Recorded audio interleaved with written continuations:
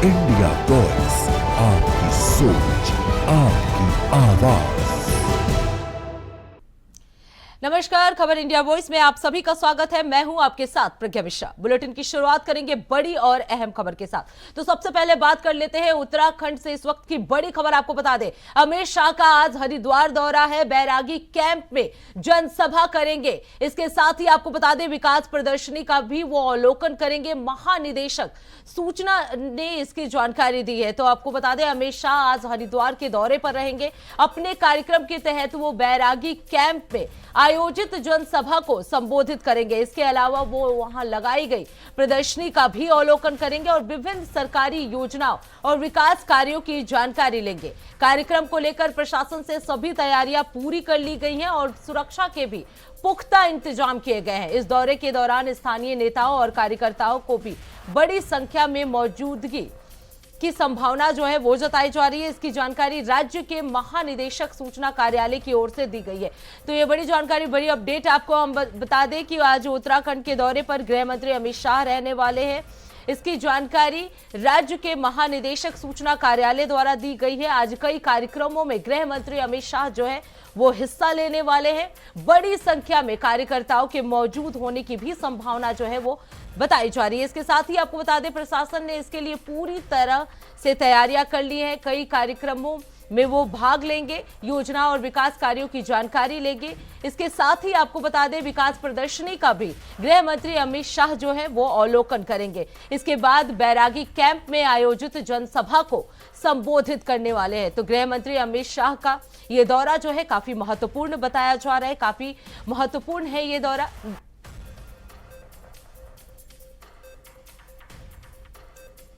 वही इस खबर पर विस्तार से जानकारी देने के लिए हमारे साथ चैनल हेड अवनीश प्रेमी हमारे साथ जुड़ चुके हैं।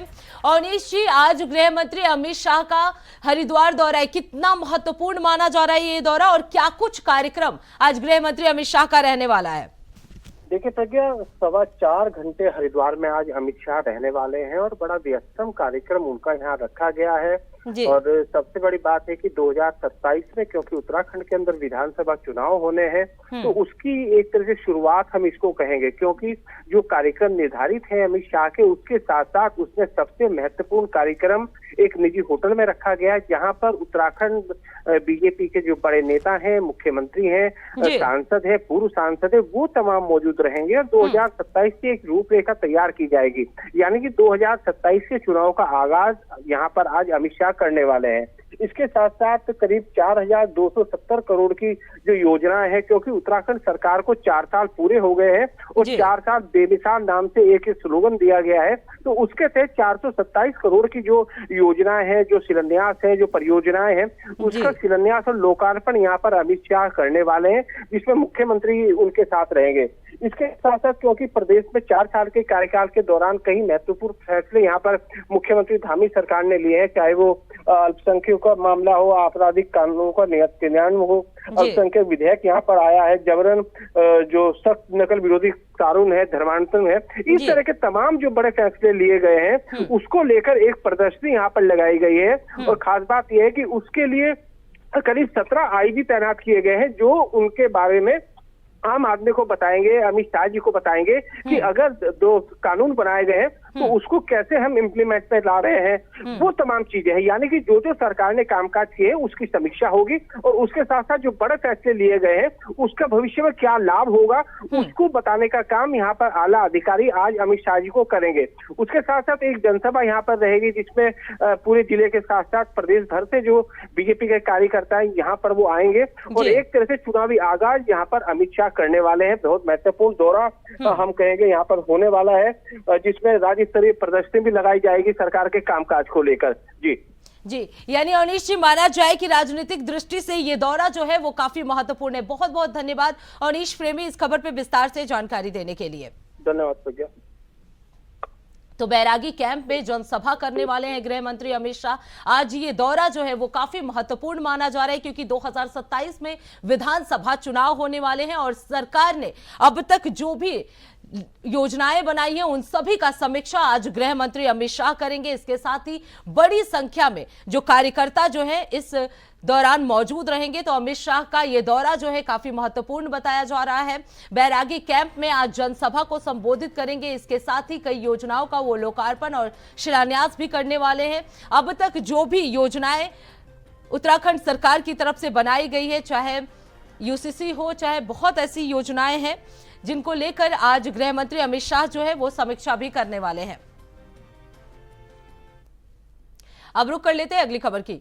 बिहार की सियासत से यूपी की सियासत में भी हलचल देखने को मिली है। जी हां, आपको बता दें सपा कार्यालय के बाहर पोस्टर लगाया गया है। पोस्टर में नीतीश कुमार पर तंज कसा गया है। पहले इस्तेमाल करो फिर बर्बाद करो का तंज जो है वो कसा गया है। समाजवादी नेता मोहम्मद अखलाक ने यह पोस्टर लगाया है। तो आपको बता दें बिहार की सियासत से अब उत्तर प्रदेश की सियासत में भी हलचल देखने को मिली है। समाजवादी पार्टी कार्यालय के बाहर एक पोस्टर लगाया गया है जिसमें बिहार के मुख्यमंत्री नीतीश कुमार पर तंज कसा गया है। पोस्टर में लिखा गया है कि पहले इस्तेमाल करो फिर बर्बाद करो, जो नीतीश कुमार की नीतियों और राजनीतिक निर्णयों पर एक व्यंग माना जा रहा है। आपको बता दें इस पोस्टर को समाजवादी पार्टी के नेता मोहम्मद अखलाक ने लगाया है। यह कदम यूपी में समाजवादी पार्टी द्वारा बिहार के राजनीतिक माहौल और नीतीश कुमार की छवि पर सवाल उठाने के रूप में देखा जा रहा है। पोस्टर ने स्थानीय सियासत में भी चर्चाएं बढ़ा दी है और विपक्षी दलों के बीच हलचल जो है वो तेज हो गई है। तो आपको बता दें बिहार की राजनीति का असर जो है अब यूपी में भी देखने को मिल रहा है। इस दौरान आपको बता दें समाजवादी पार्टी के नेता द्वारा एक पोस्टर लगाया गया है जिसमें पोस्टर में लिखा गया है कि पहले इस्तेमाल करो फिर बर्बाद करो। तो समाजवादी पार्टी कार्यालय के बाहर ये पोस्टर लगाया गया है। समाजवादी पार्टी के नेता की तरफ से ये पोस्टर लगाया गया है। जिस तरीके से बिहार में राजनीतिक हलचल तेज है अब उसका असर जो है यूपी में भी देखने को मिल रहा है।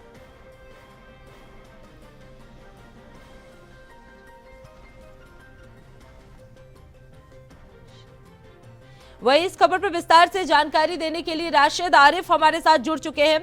राशिद, जिस तरीके से बिहार की राजनीति के जो मुद्दे हैं अब वो यूपी की सियासत में भी चर्चा का विषय बन गया है क्योंकि पोस्टर जो है वो समाजवादी पार्टी की तरफ से लगाया गया है। नहीं, देखिए बिल्कुल आपको बता दें कि समाजवादी पार्टी कार्यालय के बाहर जो है पोस्टर लगाया गया है। मोहम्मद इखलाक ने यह पोस्टर लगाया, उसमें लिखा है राजनीति का नया खेल, गठबंधन का समय। देखिए आपको बता दें जिस तरह से बिहार में जो जिस नीतीश कुमार ने राज्यसभा जो है वो पर्चा दाखिल किया उसी के बाद में उत्तर प्रदेश के समाजवादी पार्टी कार्यालय के बाहर ये पोस्टर लगा जिसमें लिखा है मुख्यमंत्री कुर्सी दी सत्ता चलाने का सहारा लिया, जब जरूरत थी तब साथ रखा। तो देखिए आपको बता दें राजनीति में जिस तरह से माहौल बदलता रहता है उसी को लेकर अब नीतीश कुमार को लेकर समाजवादी पार्टी कार्यालय के बाहर ये पोस्टर लगा। पोस्टर जो है चर्चा का विषय बना हुआ है। हालांकि अभी विपक्ष की तरफ से कोई भी बयान इस पे नहीं आया है, लेकिन ये पोस्टर जो है वो चर्चा का विषय बना हुआ। जी बिल्कुल राशिद, अगर बात की जाए क्योंकि ये बिहार का मुद्दा है, ऐसे में लखनऊ में इस पोस्टर को लगाने का क्या मकसद है और किसके खिलाफ या किस पर तंज कसने की कोशिश जो है वो समाजवादी पार्टी की तरफ से की जा रही है?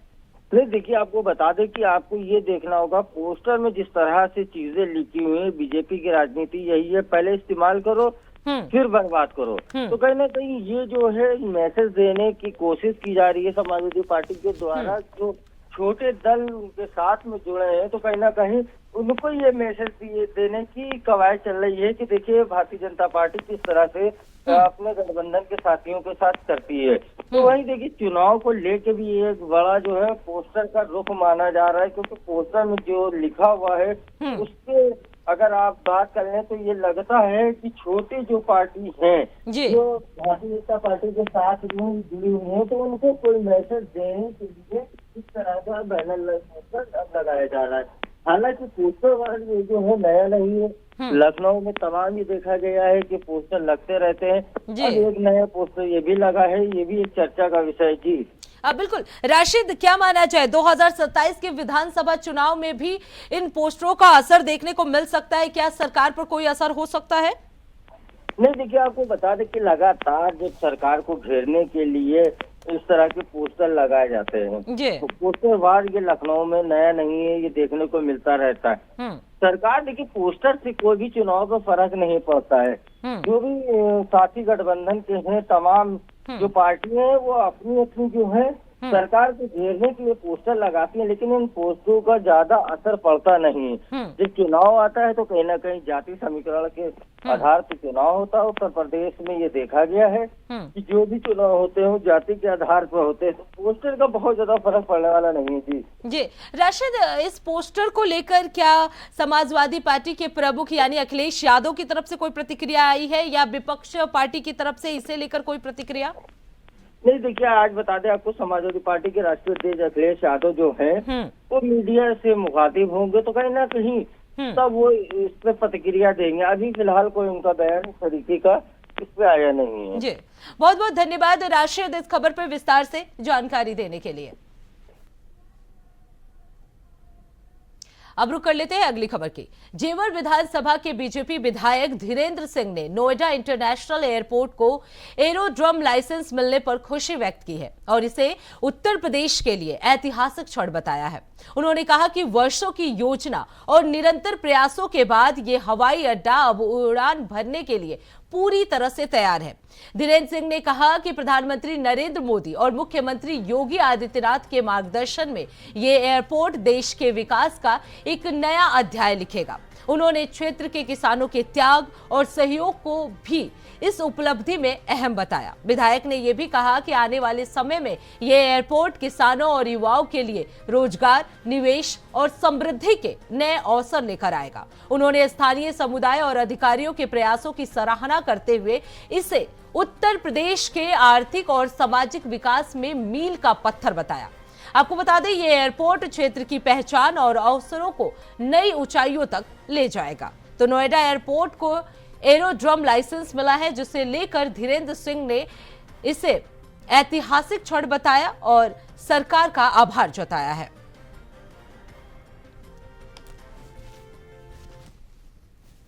आज जेवर के इतिहास का एक बड़ा दिन है, क्योंकि 6 जुलाई सन 2017 को साइट क्लियरेंस लाइसेंस जेवर एयरपोर्ट को बनाए जाने के लिए मिला था और आज 6 मार्च का दिन है। आज के दिन aerodrome licence director general civil aviation से जारी हो चुका है और अब आने वाले 45 दिनों में कभी भी यहाँ से डोमेस्टिक फ़्लाइट चालू की जा सकती है।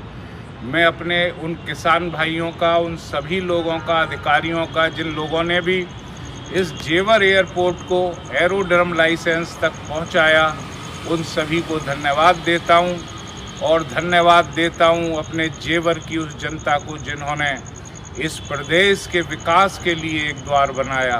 और शीघ्र ही हम इंतज़ार में हैं नरेंद्र मोदी जी के, जब वो आएंगे जेवर की सरजमी पर दोबारा और यहाँ से हवाई जहाज़ की उड़ान इस उत्तर प्रदेश को नई बुलंदियों तक ले जाएगी। अब रुक कर लेते हैं अगली खबर की। उत्तर प्रदेश के मुख्य सचिव शशि प्रकाश गोयल ने एक्स प्लेटफॉर्म पर साझा किया कि नोएडा इंटरनेशनल एयरपोर्ट को आधिकारिक तौर पर एरोड्रम लाइसेंस जारी कर दिया गया है। मुख्य सचिव ने कहा कि यह उत्तर प्रदेश के लिए एक महत्वपूर्ण उपलब्धि का दिन है। उन्होंने इस परियोजना में शामिल सभी अधिकारियों और कर्मचारियों की मेहनत की सराहना की है। नोएडा इंटरनेशनल एयरपोर्ट न केवल प्रदेश की हवाई यातायात क्षमता को बढ़ाएगा, बल्कि निवेश और रोजगार के अवसर भी बढ़ाएगा। शशि प्रकाश गोयल ने इसे राज्य की विकास यात्रा में मील का पत्थर बताया और भविष्य में इससे होने वाले आर्थिक लाभों पर भी जोर दिया।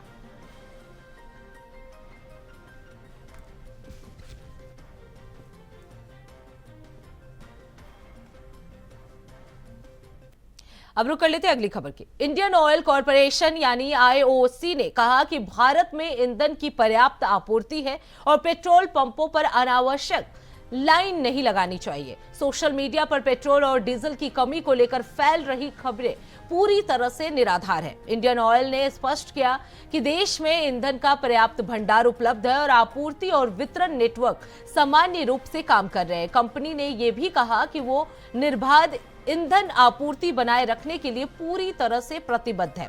नागरिकों को आश्वस्त किया गया कि किसी प्रकार की चिंता करने की आवश्यकता नहीं है। इंडियन ऑयल ने लोगों से अपील की है कि वो पेट्रोल पंपों पर अनावश्यक भीड़ न लगाएं और केवल आधिकारिक स्रोतों से ही जानकारी प्राप्त करें। यह कदम अफवाहों को रोकने और आम जनता में विश्वास बनाए रखने के लिए उठाया गया है। कंपनी का यह संदेश समय पर ईंधन आपूर्ति और सुरक्षित वितरण को सुनिश्चित करने के लिए है।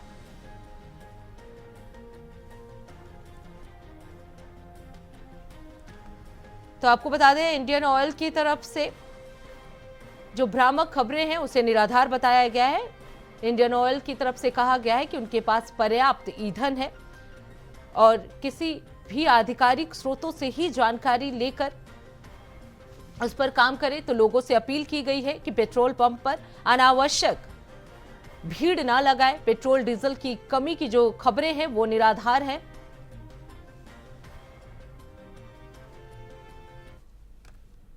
तो फिलहाल रुकते एक छोटे से ब्रेक के लिए। ब्रेक के बाद जल्द लौटेंगे। देखते रहिए इंडिया वॉइस। तो ब्रेक के बाद एक बार फिर आप सभी का स्वागत है। रुक कर लेते हैं खबरों की ओर। खबर महाराजगंज से है, जहां एक दर्दनाक घटना सामने आई है। आपको बता दें, पति ने अपनी पत्नी की हत्या करने के बाद खुद फांसी लगाकर आत्महत्या कर ली। घटना की जानकारी मिलते ही पूरे इलाके में सनसनी फैल गई है। बताया जा रहा है कि पति पत्नी के बीच किसी बात को लेकर काफी समय से विवाद चल रहा था। इसी विवाद के चलते गुस्से में आकर पति ने पहले अपनी पत्नी को मौत के घाट उतार दिया। वारदात को अंजाम देने के बाद आरोपी पति ने अपने ही घर में फांसी लगाकर आत्महत्या कर ली। घटना की सूचना मिलते ही स्थानीय पुलिस टीम तत्काल मौके पर पहुंची और पूरे मामले की जांच शुरू कर दी है। पुलिस ने दोनों शव को कब्जे में लेकर पोस्टमार्टम के लिए भेज दिया है। साथ ही आसपास के लोगों और परिजनों से लगातार पूछताछ की जा रही है ताकि घटना के पीछे की असली वजह पता चल सके।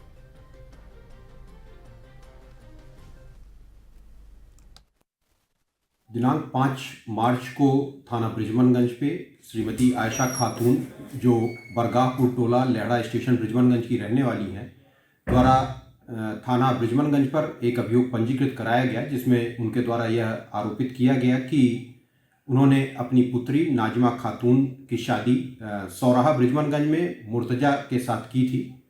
मुर्तजा, उसके पिता व उसकी मां द्वारा उनकी पुत्री नाजमा खातून को दहेज के लिए प्रताड़ित किया जाता था तथा कल दिनांक 5/3 को पति मुर्तजा द्वारा दहेज की बात को लेकर नाजमा खातून की हत्या कर दी गई है।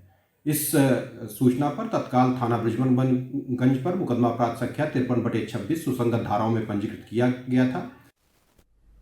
अब रुक कर लेते हैं अगली खबर की। उत्तर प्रदेश के सीतापुर में एक निजी कार्यक्रम के दौरान साध्वी प्राची ने ईरान इजराइल कॉन्फ्लिक्ट को लेकर बड़ा बयान दिया है। उन्होंने कहा कि बेंजामिन नेतन्याहू ने भगवत गीता पढ़ने के बाद युद्ध का फैसला लिया, जिसके लिए उन्होंने उनका धन्यवाद किया। साध्वी प्राची ने यह भी कहा कि अली खामनेई की मौत पर भारत में मातम मनाने वालों की जांच होनी चाहिए। उनका आरोप है कि कश्मीर और भारत पाकिस्तान के मुद्दों पर खामनेई ने हमेशा पाकिस्तान का समर्थन किया।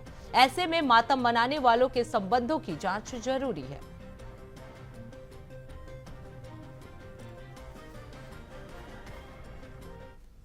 देखिए, जब शांति के रास्ते बंद हो जाए तो राजा को भगवत गीता जरूर पढ़नी चाहिए। इजराइल ने, नेतान्याहू ने, धन्यवाद करती हूं कि गीता पढ़ी और गीता के अनुसार डिसीजन लिया। ये माना कि खामनेई के मरने पे हिंदुस्तान में भी हाय तौबा और विधवा विलाप चल रहा है। उनकी जांच होनी चाहिए जो विधवा विलाप कर रहे हैं। आखिर उनका कनेक्शन क्या है खामनेई से? उसने तो याद है हमें, जब पहलगांव की घटना हिंदुस्तानियों पर धर्म पूछ करके उनका कत्लेआम किया था, तो खामनेई ने तो पाकिस्तान की मदद की थी। तो इन लोगों का क्या कनेक्शन है? और दूसरी बात, 25 करोड़ ईरान के साथ है, 100 करोड़ हिंदुस्तानी, हर राष्ट्रवादी इजराइल के साथ है। मेरे भाई, घबराने की जरूरत नहीं। इजराइल जो कर रहा है, नेतान्याहू बहुत अच्छा कर रहे हैं, उनका शुक्रिया है, धन्यवाद। अब रुक कर लेते हैं अगली खबर की। उत्तर प्रदेश की राजधानी लखनऊ में जूस की एक दुकान में देर रात आग लगने का मामला सामने आया है। बताया जा रहा है कि हाल ही में जूस बनाने के दौरान बर्फ को चाटकर जूस में मिलाने का एक वीडियो सोशल मीडिया पर वायरल हुआ था। इसके बाद रात के अंधेरे में दुकान में आग लगाए जाने का आरोप लगाया जा रहा है। सूचना मिलने पर दमकल और स्थानीय पुलिस मौके पर पहुंची और आग पर काबू पाया गया। घटना मुलायम तिराहा जानकीपुरम थाना क्षेत्र की है। पुलिस आसपास लगे सीसीटीवी फुटेज खंगालने में जुटी हुई है और जांच कर रही है।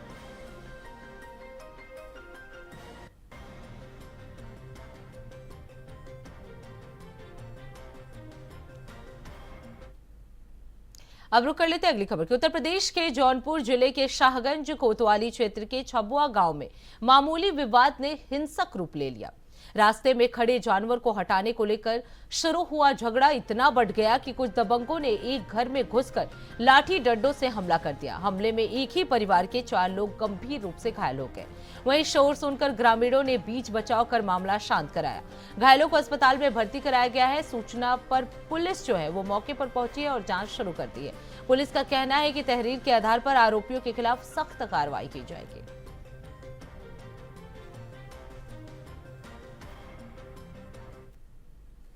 चार लोग गंभीर रूप से छबुआ ग्राम के मारपीट का मामला है, गंभीर रूप से घायल होकर 108 एम्बुलेंस द्वारा लाए गए, जिनका प्राथमिक उपचार मरहम पट्टी करके उनको जिला अस्पताल जौनपुर के लिए रेफर किया गया है। मामला था सर, हमारे यहाँ जो जानवर है किसी कुत्ता कहते हैं, वो जो आते जाते लोगों को भौंकता था, उसी के लोग वो मारे थे। मेरा भाई ऑब्जेक्शन किया, फिर वो दोबारा आके वो लोग हमारे भाई को मारने लगे। हम लोग जब वहाँ पहुँचते पूरी तादाद में वो लोग आ गए, हम लोग दौड़ा घर में घुस के मारे हैं। पालतू कुत्ता था? नहीं पालतू नहीं, जो पालतू समझ लीजिए, वो घर पे रहता है, घर ही का है। कितने लोग घायल हैं आप लोग? हम लोग 4-5 लोग घायल। मारने वाले कौन है? पड़ोसी अपने? बगल के राजभर परिवार के हैं, और जिसका एक नाम उनका है आदित्य नाम है, उनको जानते हैं, और उनके सब भतीजे उतीजे बगल घर के ही लोग हैं। अब रुक कर लेते हैं अगली खबर की। इजराइल ईरान जंग के दौरान अमेरिका और इजराइल के हमले में ईरान के supreme leader Ayatollah Ali Khamenei की मौत के बाद शिया समुदाय में गहरा शोक और आक्रोश देखा जा रहा है। आपको बता दें, मुरादाबाद में शिया समुदाय के लोगों ने सड़कों पर प्रदर्शन कर अपना इत्तेजाद दर्ज कराया। प्रदर्शन में लोग खामनेई की तस्वीरें लेकर चल रहे थे और पोस्टरों पर लिखा था, तुम कितने हुसैनी मारोगे और हर घर में हुसैनी निकलेगा। यह प्रदर्शन उनके नेता के प्रति सम्मान और उनके मृत्यु पर शोक व्यक्त करने के लिए किया गया। मुरादाबाद के शिया शहर इमाम मौलाना हैदर अली नूरी ने इसी बीच देश के प्रधानमंत्री नरेंद्र मोदी द्वारा खामनेई की मौत पर व्यक्त खेद के बयान का स्वागत किया। उन्होंने कहा कि ये भावनात्मक संवेदनशीलता को समझने और शिया समुदाय के दुख को मान्यता देने का संकेत है। घटना ने पूरे शहर में शिया समुदाय को एकजुट किया है और उनके नेता के प्रति सम्मान जताया गया है।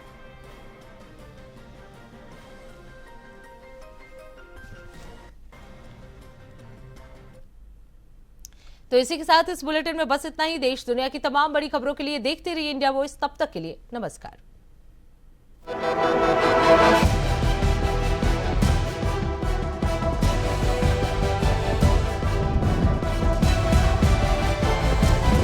इंडिया वॉइस, आपकी सोच, आपकी आवाज।